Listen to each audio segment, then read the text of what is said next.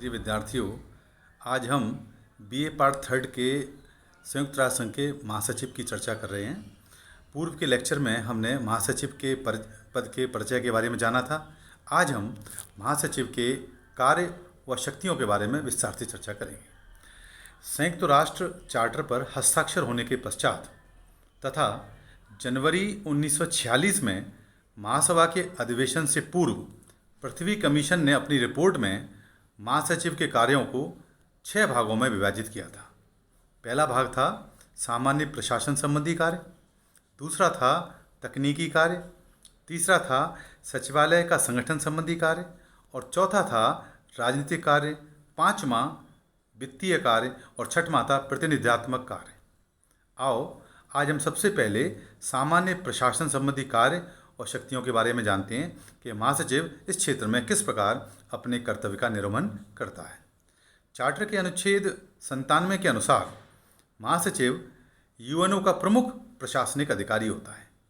Charter के अनुच्छेद 98 के अनुसार महासचिव महासभा, सुरक्षा परिषद, आर्थिक तथा सामाजिक परिषद, न्यासधारिता परिषद की सभी मीटिंगों में भाग लेता है तथा वह सभी कार्य संपादित करता है जो इन अंगों द्वारा उसे सौंपे जाते हैं। अर्थात आप समझ गए होंगे कि चार्टर में जो ये 6-5 अंग हैं, महासभा, सुरक्षा परिषद, आर्थिक सामाजिक परिषद, न्यास परिषद, इनकी मीटिंगों में जाना, भाग लेना, डिस्कशंस में पार्टिसिपेट करना और इन अंगों के द्वारा उसे जो भी कार्य सौंपे जाते हैं उनको वो निष्ठापूर्वक संपादित करता है। इसलिए हम कहते हैं कि महासचिव का पद काफ़ी महत्वपूर्ण है, क्योंकि यह अपने व्यक्तित्व के आधार पर, अपने कौशल के आधार पर यूएनओ के जो प्रमुख उद्देश्य है अंतर्राष्ट्रीय शांति और सुरक्षा, उसको बनाए रखने में बड़ी महत्वपूर्ण और प्रमुख भूमिका का निर्वहन करता है। महासचिव यूएनओ के कार्य की वार्षिक रिपोर्ट महासभा को प्रेषित भी करता है। ये भी इसका महत्वपूर्ण कार्य है। वार्षिक जो बजट पेश होता है, उसकी रिपोर्ट है, उस रिपोर्ट को ये वार्षिक रिपोर्ट को ये महासभा के सामने प्रस्तुत करता है।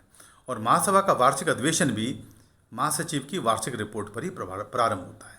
आपको पूर्व के लेक्चर में बताया था, जब महासभा का डिस्कशन हो रहा था तो महासभा में जब भी कोई अधिवेशन शुरू होता है तो उसकी शुरुआत ही महासचिव की वार्षिक रिपोर्ट से होती है। और इस वार्षिक रिपोर्ट में महासचिव उन सारी गतिविधियों का उल्लेख करता है जिसमें वर्ष पर्यंत उस यूएनओ ने क्या कार्य किए थे विभिन्न क्षेत्रों में, आर्थिक, सामाजिक, राजनीतिक, सांस्कृतिक, मानवीय अधिकारों की रक्षा के लिए, मौलिक अधिकारों की स्वतंत्रता के लिए।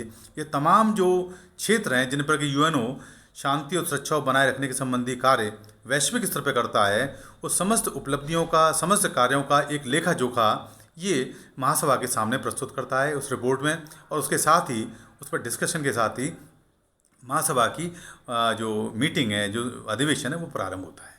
तो ये था महासभा का सामान्य प्रशासन संबंधी कार्य व शक्तियाँ।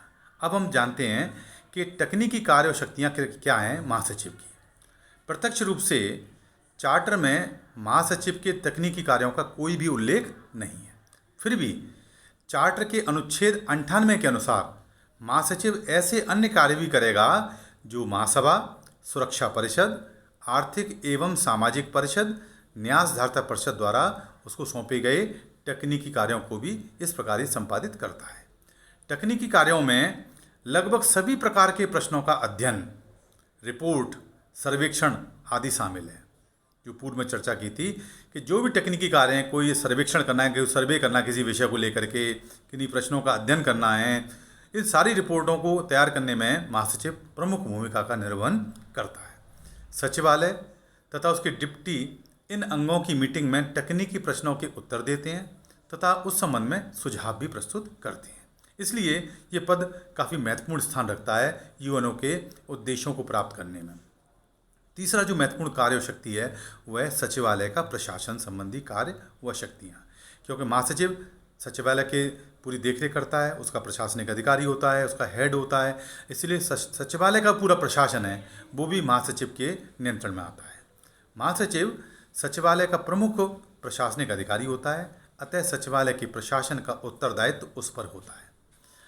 वह महासभा द्वारा निर्धारित नियमों के अनुसार सचिवालय के कर्मचारियों की नियुक्ति करता है। सचिवालय की प्रकृति और कार्यक्षमता महासचिव के नेतृत्व पर निर्भर करती है। सचिवालय के कर्मचारी विभिन्न देशों के नागरिक होते हैं, उनमें निष्पक्षता, अंतर्राष्ट्रीयता तथा अन्य इस प्रकार के जो शांति सुरक्षा स्थापित करने के जो कार्य हैं उनकी भावना के उत्पन्न करने वाले दायित्वों का निर्वहन महासचिव करता है। तीसरा महत्वपूर्ण कार्य है वो है राजनीतिक कार्य व शक्तियाँ। राष्ट्र संघ की प्रसंविधा, जिसको कोविनेंट कहते थे, लीग ऑफ नेशंस की कोविनेंट, राष्ट्र संघ की प्रसंविधा के अंतर्गत महासचिव के राजनीतिक कार्यों पर अनेक अंकुश थे। वह स्वयं राष्ट्र संघ परिषद का ध्यान किसी खतरनाक परिस्थिति की ओर आकर्षित नहीं कर सकता था। ये स्थिति थी लीग ऑफ नेशन के महासचिव की, क्योंकि लीग ऑफ नेशन में जो महासचिव का पद था उस पर अनेक लिमिटेशंस थी, कुछ उसकी सीमाएं थीं कि वो किसी भी खतरनाक किसी ऐसे विषय की ओर ध्यान आकर्षित नहीं कर सकता था जो अंतर्राष्ट्रीय शांति और सुरक्षा को खतरा उत्पन्न कर सकता है। परंतु जैसे जैसे परिषद के सदस्यों के में संघर्ष बढ़ते गए, राष्ट्रसंघ के महासचिव सर एरिक तथा उसके उत्तराधिकारी फ्रांस के जो आम राजनीतिक कार्यों को करने के लिए विवश हो गए। संयुक्त राष्ट्र चार्टर के अनुच्छेद 98 और 99, 98 और 99 में महासचिव को राजनीतिक कार्य तथा अधिकार दिए गए।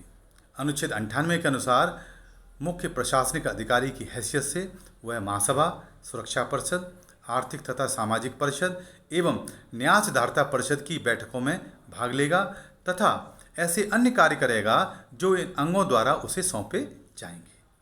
महासचिव के राजनीतिक कार्यों के संबंध में सबसे महत्वपूर्ण प्रावधान अनुच्छेद 99 में है। इसके अनुसार महासचिव सुरक्षा परिषद का ध्यान किसी ऐसे विषय की ओर आकर्षित कर सकता है जिससे उसकी राय में अंतर्राष्ट्रीय शांति तथा सुरक्षा को खतरा उत्पन्न हो सकता है। इस अनुच्छेद के अंतर्गत महासचिव को जांच करने तथा अनौपचारिक राजनीतिक कार्यवाही आदि का अधिकार प्राप्त होता है। अगला जो महत्वपूर्ण कार्य शक्ति है वो वित्तीय कार्य है। वित्तीय कार्यों, फाइनेंशियल जो फंक्शंस हैं, वित्तीय कार्य के अंतर्गत महासचिव संयुक्त राष्ट्र संघ के बजट को तैयार करता है, सदस्य राज्यों के अनुदान एकत्रित करता है तथा उन पर अपना नियंत्रण रखता है। अर्थात सदस्य राज्यों के जो भी ग्रांट्स हैं उनको इकट्ठा करता है और उन पर नियंत्रण रखता है, उन पर वॉच रखता है। ये इसका बड़ा महत्वपूर्ण फाइनेंशियल वर्क है।